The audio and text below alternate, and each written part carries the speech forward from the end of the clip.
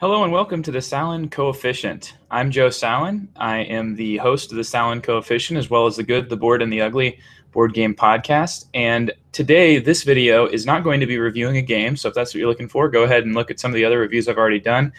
Instead, I'm going to be talking to you guys about the criteria I use for assigning a numerical value of a Sallen Coefficient. And I'd like to also distinguish how that is different from my own personal rating and maybe give you a few examples so you can see exactly what I mean. I know there are going to be those that accuse me of saying the Sallen Coefficient is just like the same as my own rating. And in many ways, it's not entirely objective. I don't think that there's a way that we can review games and give criticism to games or any type of media without being subjective in some aspect. But in this Sallen Coefficient series, what I'm really trying to do is get at something that's hopefully going to go deeper than just my own personal feeling. Because a lot of times I hear that a game is fun or a game is cool, it's awesome, just really vague positive comments or vague negative comments. And it's not very helpful to me personally when I make my decision of whether or not that's going to be a game that works for me or if I perceive it's going to be something that would be great. So anyway, let's just go ahead and get started and talk about what the Sallen Coefficient really is. It's something that I use on a simple scale of 1 to 10, and it's just 1 to 10 is just the rating system. I think, it's pretty easy to see differences between things that are 1 to 10. So I guess a 10 place rating system, and it's not my own, like I said earlier, it's not my own just personal rating. If you look at, for example, a rating I've already done of St. Petersburg, my Sallen Coefficient of St. Petersburg was a 7. And if you are following me on BGG, on Board Game Geek, which is a website I'd recommend anybody who's listening to this video or watching this video and hasn't seen it yet, go to Board Game Geek, look me up, Joseph Sallen. You can see that my rating of St. Petersburg is a 9. So discrepancy of 2 whole spots. The difference between a 9 and a 7 is like a difference between a game that I'm always just, like a hugely positive, I really love this game, I love what it's going for. And a 7 sounds like, another 7. A lot of times critics will give another 7, which means, the game's good, but it's nothing that special. So the Sallen Coefficient is a 7 for that game, though, because St. Petersburg is something I look at a lot of positive qualities there, and I choose to ignore some of the negative qualities for me personally, subjectively. And the actual strategic depth versus the length of the game is something that is definitely not perfect. So in one sentence, in a single nutshell, the Sallen Coefficient is how a game's depth, as impacted by randomness, relates to its length and or weight. So there's 4 big terms there that I need to define, and that is its depth, game's depth, the randomness in the game, its length, as well as the weight of the game. And in the past, it may have seemed a little inconsistent if you've watched my video reviews I've done so far. So let me go into that so hopefully it makes sense when you're listening to these reviews, when you hear my rating. When I say a game's depth, I mean that its potential for planning and strategy in otherwise known as a decision space. It's, in my opinion, composed of 2 main aspects. Opportunities for players to make decisions in response or anticipation of changes in the game state, as well as the long-term impact of those decisions. So it's not just the amount of decisions or the fact that these decisions are based on information that's kind of changed maybe how you would see the outcome of the game, but it's also about how much of an impact those decisions have on your entire game. So like when the game gets to be when it's the beginning of the game, you want to see those decisions have a impact on the end of the game in some aspect. And you still want your decisions at the end of the game to be meaningful and not just something that's rote, this is what I'm doing. Anyway, if I could put it in a different phrase, it would be the amount of control that a player has over their performance in the game. And that depth is, I would say, the most important positive quality that you can have in a game. I think that a game being deep is exactly what I'm looking for. It's like the criteria and when I give the Sallen Coefficient. So if that's what you're looking for, then this Sallen Coefficient should hopefully be helpful to you. However, a game's depth can very often be undermined by randomness. Now, there's some times in which randomness can actually sort of help out and give players new decisions to make, but also there's times in which randomness can take that potential away from the players.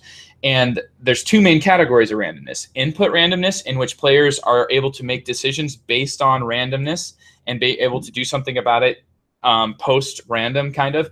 And then there's output randomness, where you essentially have got all of your stuff as best as you can have it, and now you're at the mercy of whatever game system is employed to determine outcomes. And I would say that in general, output randomness is something I am very leery of. I'm not a big fan of output randomness, especially in a game that has otherwise deep decisions. And if its length and weight are both large, then there's really no place for too much output randomness in that game. Input randomness can become output randomness in a way if at the end of the game players are rewarded or penalized based on choices they made earlier by unforeseeable sort of last round availability. Or, what I'm saying is basically in the last round, if you figure out that whoever has the most of this resource gets 10 points because of something that's available there, whereas whoever has the most of its second resource doesn't get as much because, well, simply put, they couldn't foresee that. And in my opinion, that's an example of an output randomness, even if it would be disguised as input randomness. So those are the two, like the depth, and then it's how it's impacted by randomness. Is sort of almost the top half here of this equation. And on the bottom half, or I guess this coefficient, we've got the length and weight of the game sort of being added together or used together in this in the coefficient. The length of the game is, simply put, its pacing and especially its overall time commitment. So if you have a game that is 3 hours long, it needs to have depth to support 3 hours of engagement, as well as 3 hours of where your decisions in the first hour still have an impact on your later game. So I don't want to just see consistent resetting of the game systems. That would be probably my wife walked out. Anyway, that's my dog Froley, for those of you who haven't met him yet. He is, maybe you can't even hear him. I don't know. He sounds really squeaky right now. So I'm sorry if you hear it. I'm sorry if your dog is barking right now in the background and you don't hear anything. Anyway, we'll see if I can get post-production to take any of this stuff out. We'll see if I get any better at it. So the length of the game added together with the game's weight, which I would consider in a nutshell as the game's overhead. So like, how much do you have to learn, or how much do you have to invest in the game to finally get to play the game? So if a game has extremely dense and complex rules for every situation, then it needs to have a depth that is not betrayed by any sort of randomness. And for example, if I'm playing a 3-hour game, another example, the 3-hour game here, then for its weight to also be extremely complex, that means this game has to be even more deep. And I think in a way, weight can sort of almost be on both sides of the equation here. If you have a game that's extremely deep because it's complex and because it shows intuitive ways to represent real life or, imaginary situations, then I think it can actually become, like, if it's intuitive, it can contribute to the entire game experience being positive.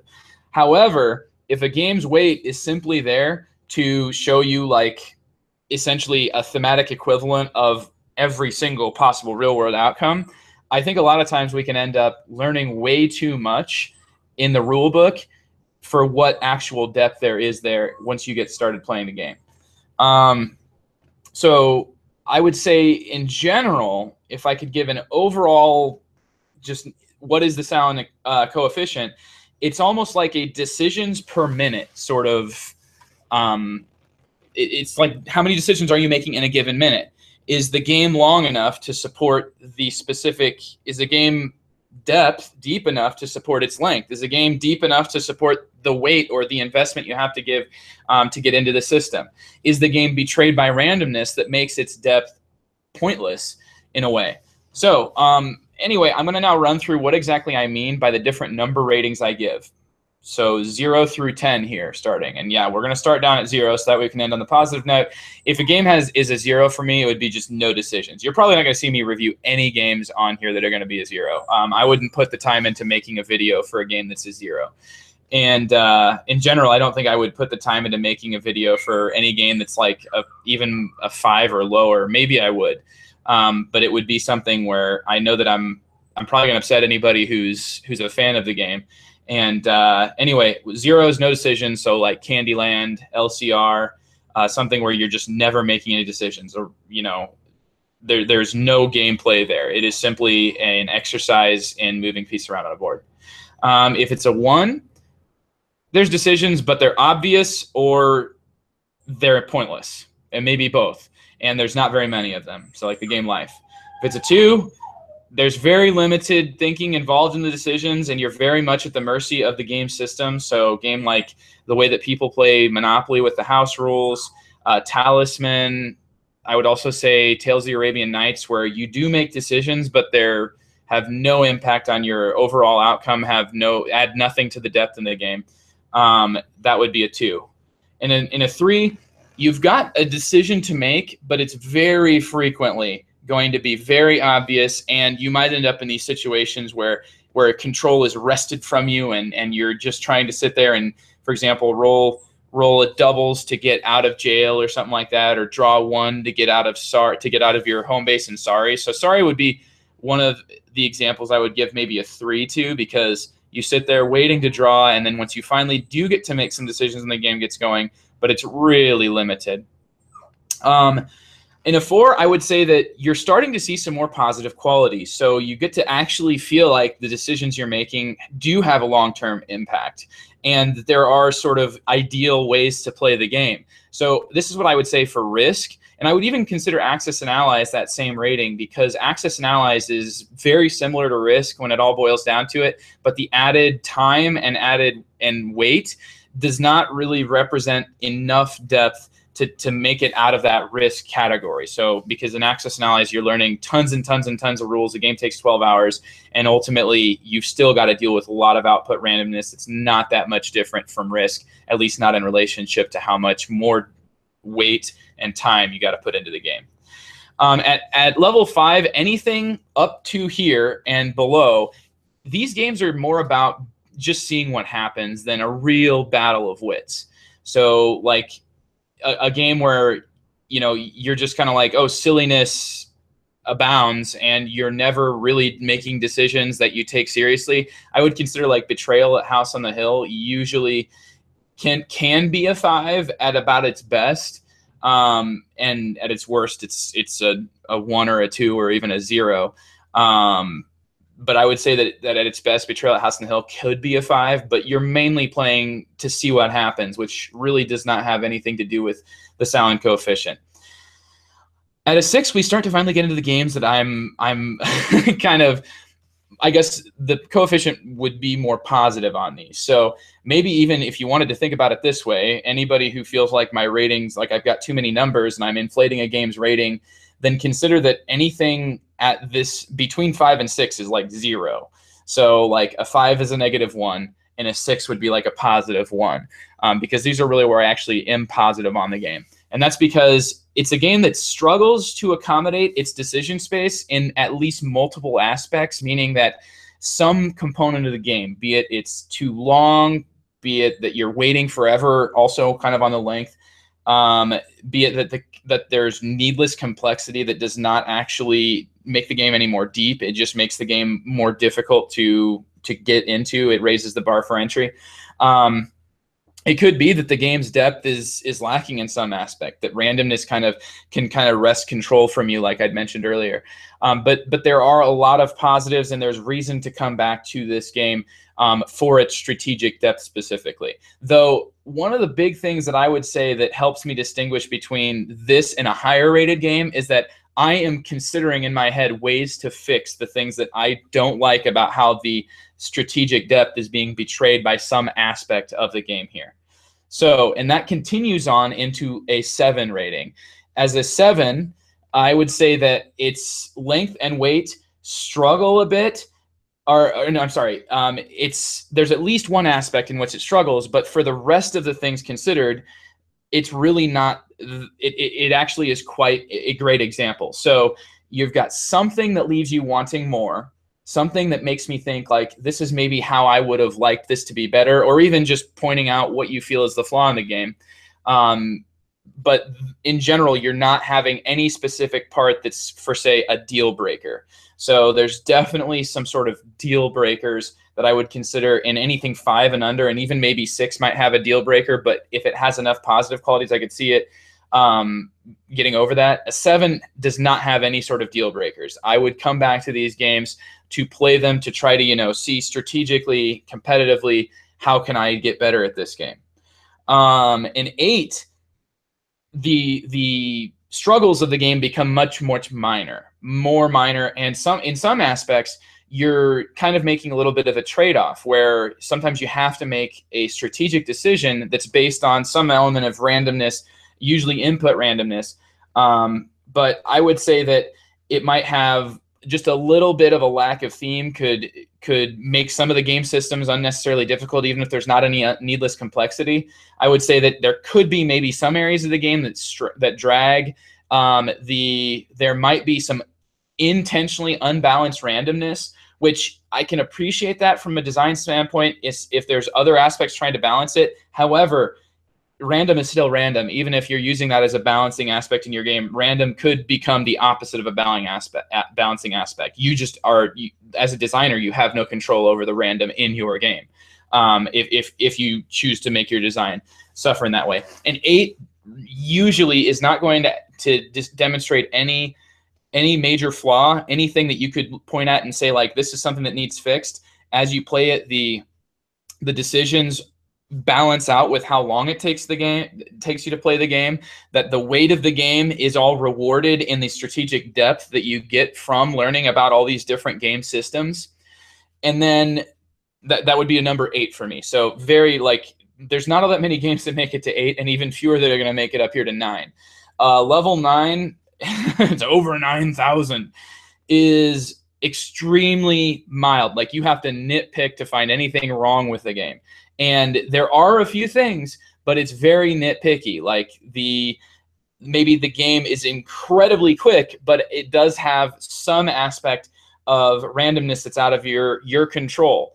I would say that 9s really start to, for me, the type of interaction is where you can get inside the head of other players and get rewarded for that type of thinking. I like to think of player interaction as that, as opposed to, well, they can do what they want to do and it's out of my control. I think that anticipating what other players do, anticipating what game systems do, make these level 9s a very strategic and rewarding experience versus how much time and effort you're going to be spending in getting this game tabled and getting it played. And for a number 10, I don't really have any examples of what a number 10 would be like. The more that I struggle to try to find them, the more that I think of all of the flaws, even in my favorite games that I've rated a 10 on Board Game Geek. So the basic idea of a 10 is that it's giving you decisions.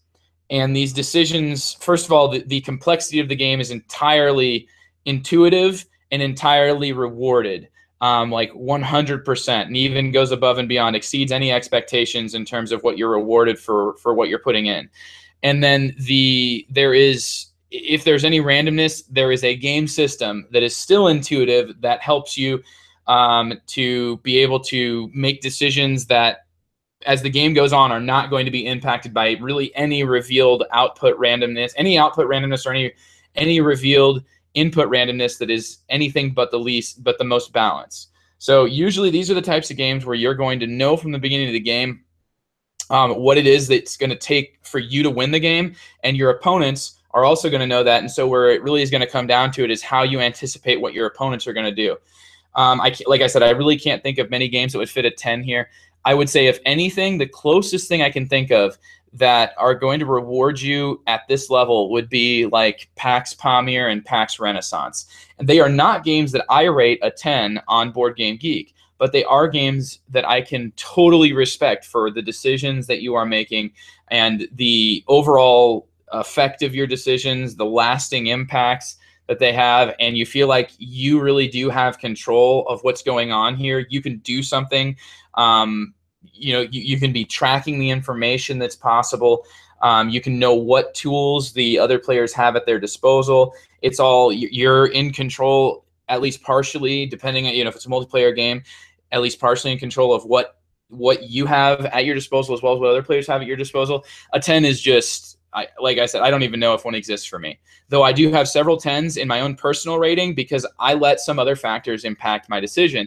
And that's what I really wanted to use this to distinguish between my own personal rating, which you might hear me talk about for games in the Sallen Coefficient videos.